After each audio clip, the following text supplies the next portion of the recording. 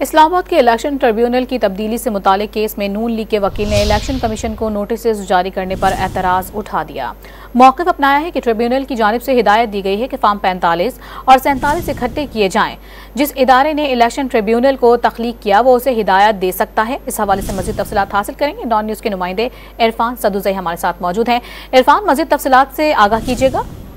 جی، اس وقت کیس کی سماعت جاری ہے جس میں مسلم لیگ نون کے جو تینوں رہنما ہیں جو اسلام آباد سے کامیاب ہوئے تھے، ان کے وکلاء اور تینوں جو لیگی رہنما ہیں وہ اس وقت کورٹ روم میں موجود ہیں اور دلائل دے رہے۔ بنیادی طور پہ مسلم لیگ نون کے جو رہنما ہیں ان کے وکلاء نے یہ کہا ہے کہ اس سے پہلے جو ٹریبیونل قائم کیا گیا تھا اس جج کے اوپر انہوں نے اعتراض اٹھاتے ہوئے نے کہا تھا کہ بہت تیزی سے معاملے کو نمٹایا جا رہا ہے اور انہیں اس ٹریبیونل سے انصاف کی توقع نہیں ہے، اور انہوں نے اس میں پلی یہ لی ہے کہ ان کا جو کیس ہے وہ اس کے لیے نیا ٹریبیونل تشکیل دیا جائے یا ان کے کیس کو کسی دوسرے صوبے میں منتقل کیا جائے۔